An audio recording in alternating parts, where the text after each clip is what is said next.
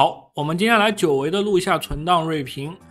距离上一次更新这个系列已经过了2个月了，为什么一直迟迟不更？也不是因为大家投来的存档不够多，而是相似的存档实在太多了。至于这个问题我也没办法解决，因为纲4的内容就这么多，大家经常犯的错误也就那几个，一直做会很容易引起这个审美疲劳啊。或许作为新观众，你会觉得一些存档非常的新鲜，但对于我来说几乎每种存档我都看了快不下100次了。不过考虑到总会有新的观众加入，他们不一定有空去看以前的节目，所以我还是会保持这个系列继续更新的。但是为了精简这个节目的内容，我以后会尽量长话短说，只讲最关键的部分。首先我们来看一下存档描述，这边我不得不提一下，就是这个描述最好言简意赅一点。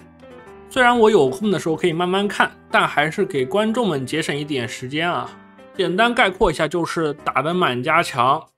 前期很顺利，但是被大规模登陆给偷没了。目前就是被4面围攻，而且剩余的部队也不是特别多。对于德国来说，200万还是有点捉襟见肘的。根据游戏中的战报来看，德军的这个战损比有点不太妙啊，居然被苏联和法国各吃了一半啊。精英部队都没怎么赢，步炮更是被吊打，人力损失了110万，其中有25万都是被飞机给舔没了，看样子连防空都没有做啊。德军目前一共143个师，其中填线的16部有97个，我搞不懂为什么填线要用16部啊。然后步炮的话29个，12步5炮，也是一个非常古怪的编制了。装甲师中坦非常多，但是数量不够，其余的就不用看了。检查了一下生产线，虽然造了飞机，但是德国是买不到橡胶的，所以造了也是白造啊。我们很快储备就被打完了，现在手上留下来的这些飞机基本上没什么还手的能力。至于飞机的设计也是非常的原始啊，这个就是用开局的设计在玩嘛，那造的再多也是给对面送人头的呀。没有防空加上玩具飞机应该是这一场失利的主要原因了。然后再看一下它的装甲设计，是非常贵的豹子啊。根据越先进越落后的道理，可以得出这个豹子是非常落后的。不过它这个装甲厚度还可以，在这个时间点混一个金盾应该非常轻松了。这边顺便提醒一下，就是我们军工组织升级之后，最好再进来用经验值给它重新设计一下，不然 buff 吃不到。这局除了没有对空之外，另一个失败原因就是没有油了。现在这个时间点应该还是能找人买到一些油的，所以还是有一定几率可以翻的。只不过我们接下来的油可能要省吃俭用一点啊。这个天上飞的玩具飞机就先不要飞了，然后手上的坦克得集中使用。虽然仅有的12个装甲师编制非常抽象，但也不是毫无作用啊。我们可以把它这些坦克全部拆掉，分给我们的步炮师，把我们原先有的这些步炮全部给它改成带坦克的。每个师只要来一个坦克就行了，还有不要用这么抽象的宽度啊，我们一般就用36宽就行了。不过考虑到它现在缺的装备比较多，我们也可以缩减一下，我们缩成这个30宽也是能打的。不过急需这个防空炮赶紧拉一条线开始拉防空炮吧。如果这个存档要救的话，我们可能得先放弃一下捷克地区。这边虽然我们有很多工厂，但是它的顺从度特别低，几乎吃不到多少。那我们可以选择后退，然后沿着这个苏台德进行防守。考虑到我们剩余的胜利点不是很多，所以这个战争支持度也不能掉太多了。接下来从这个捷克地区撤出来的部队，我们最好还是优先拉到左边去防守一下，这边防御力量实在太薄弱了。右边的话，我们还可以靠这个森林河流稍微抵挡一下，左边是真的有点难攻。德国西边的大胜利点还是非常多的，如果能把我们这些步炮师改编一下，集合一下，或许有机会能打回去。只要能打到法兰克福这边，然后蹲住，我们就能翻了。这些 AI 都是满加强的，也只是他们不缺补给而已。他们进攻久了也会缺装备的。而且我们现在是100的战争支持度，额外的10攻防还是能多撑一会儿的。好，又到了大家最喜欢的征币环节，因为这个存档档主已经预定让我去救了，所以我就不再和大家广泛征币了，大家简单投一个志愿币意思一下就可以了。如果投币够多的话，我也会考虑额外再救一个存档，不过像这种太坐牢的我一般不想救。好，我们接着来看第2个存档。这个存档我个人觉得优势还是非常大的，从描述可以看出这位玩家玩的是没有任何问题的，只不过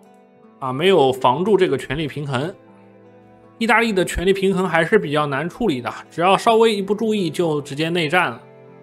虽然我们现在还在这个新罗马帝国阵营里面，但是罗马已经换了一个人了。现在我比较好奇的是，这个在英国岛上的意大利和这个占据了罗马的意大利，哪个是正统？目前这个局面，我们想要快速拿下德国不太可能。可以注意到，他这个前线的所有部队都已经缺补给了，这个明显是制海没抢过啊。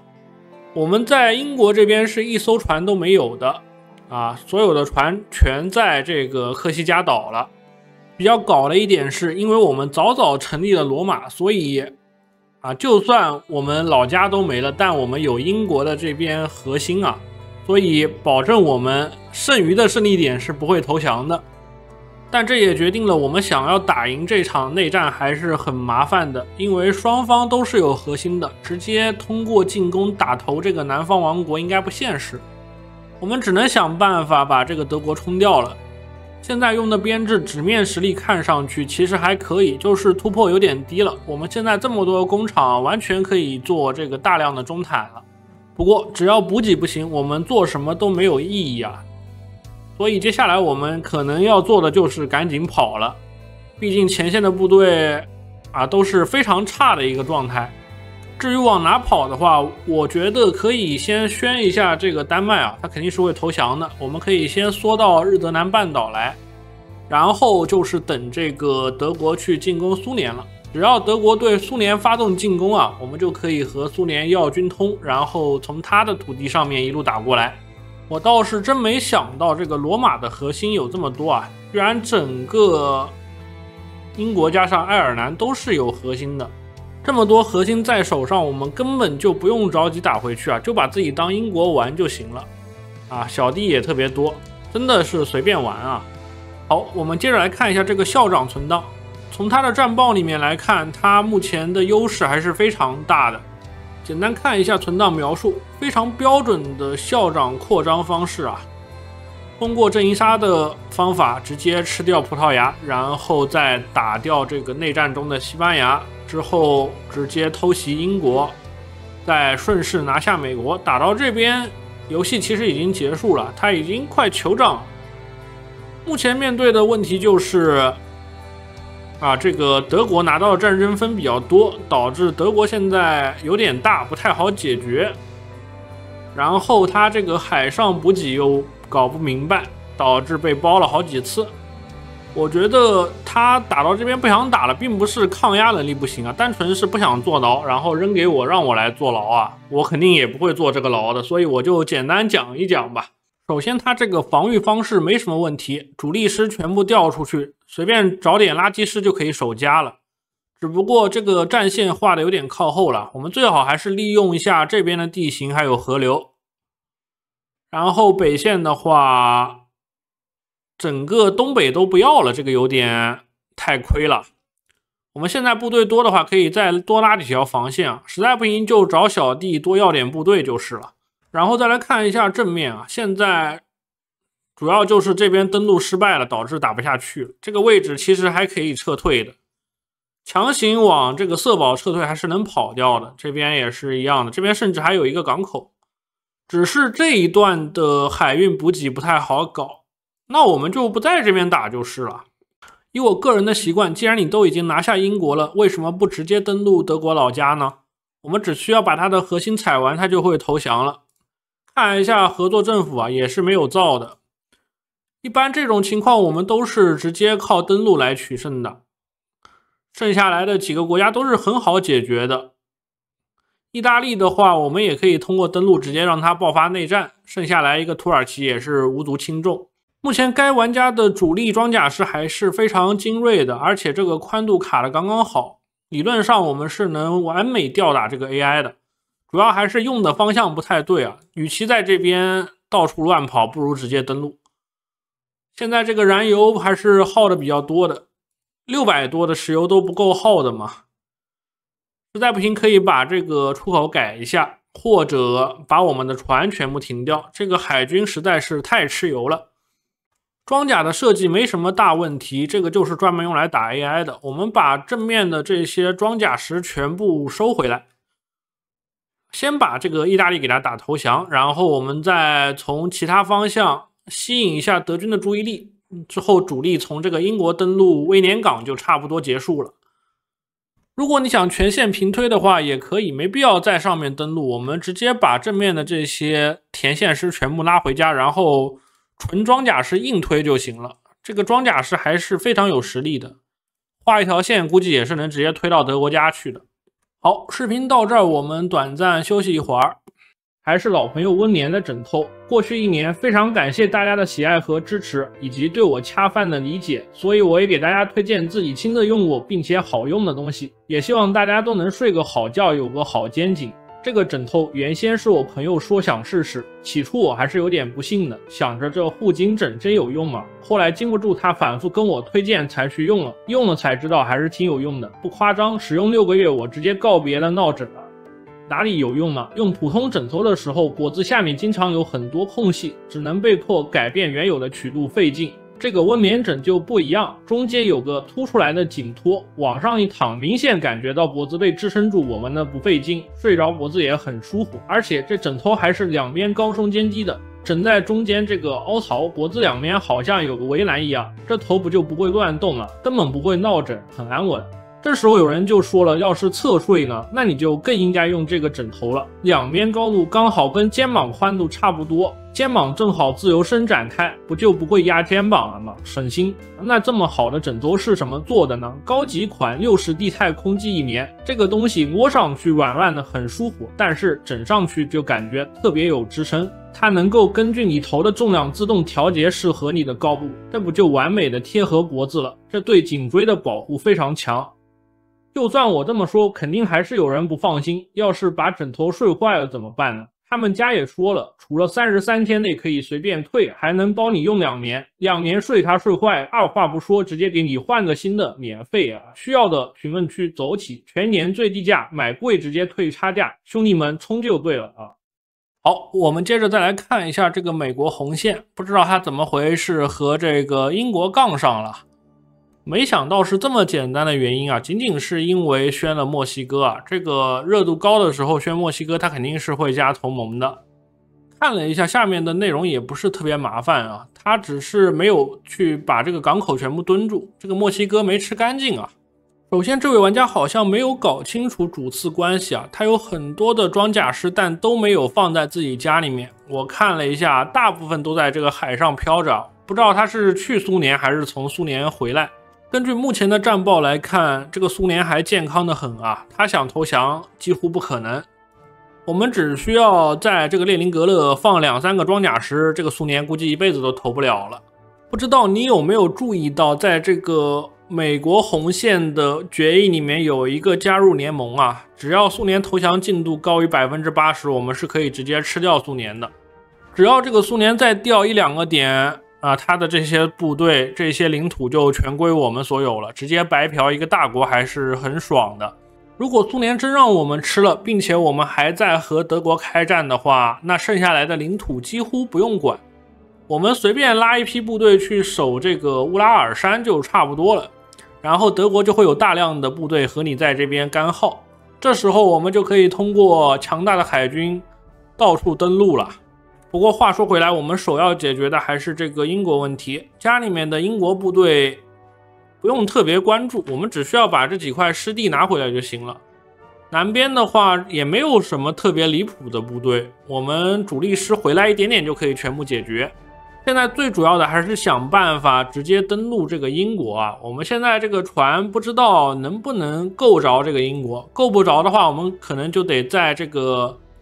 北边啊，或者其他一些方向做文章了。我也没想到有什么特别好登陆的方法，可能要从北边这几个岛上面跳一下了。只要消灭了英国，我们后面就随便玩了。毕竟现在这个时间，英国投降的话，同盟国也能直接吃掉。好，再来看一下每期视频都不能少的波兰存档，目前应该是被苏德夹得很开心啊。这个存档描述好像说了许多东西，又好像什么都没说。总结一下，就是要准备坚定守住这个华沙了。根据他的描述是没有做任何坦克的，做的都是这个中防空，还有一个中自反。这个其实做的也挺对的，因为波兰的这个工业能力想做坦克的话很难成型啊。看一下它中防空的设计，这个装甲应该也是勉强够用的。然后反坦的话，穿甲深度应该也还行。不过我觉得，如果你仅仅只是为了塞一个中坦能用的炮，那完全可以直接造这个轻型的自行反坦克炮。毕竟我们要的只是它的一个穿甲深度，所以我们设计成轻型的话，反而会便宜很多。而且轻型我们可以用来叠这个软攻的，依然是一个非常经典的包夹位。北边这边我觉得是可以放了，我们守住了意义也不大。虽然说这边有一个港口可以通过这个港口出去买东西，但好像我们现在也是什么都买不到了。依照我多年拯救波兰的经验，我们右边这一块全都可以放啊，这些部队可以全部收回来，然后我们主攻一下左边，主要就是打这个西里西亚地区啊，这边是德国的工业区，我们是能抢到不少钢的。有了这些钢之后，我们就完成了自给自足了，后面就能直接憋坦克了。波兹南的部队应该还是能救出来的，不知道为什么这边一地的一级碉堡啊，这个碉堡修的意义不大，这些地区都可以放啊，我们只需要守住华沙就行了。拿到这几个资源地区就随便玩了。这局又是很经典的难仗啊！我们现在这点工厂想要把部队给攒出来，还是需要很久时间的。而且也不可能等到这个英国人或者美国人上岸，所以一般这种情况下我都是直接开下一局了。硬要救的话，就是按我刚才说的往左边打一点就行了。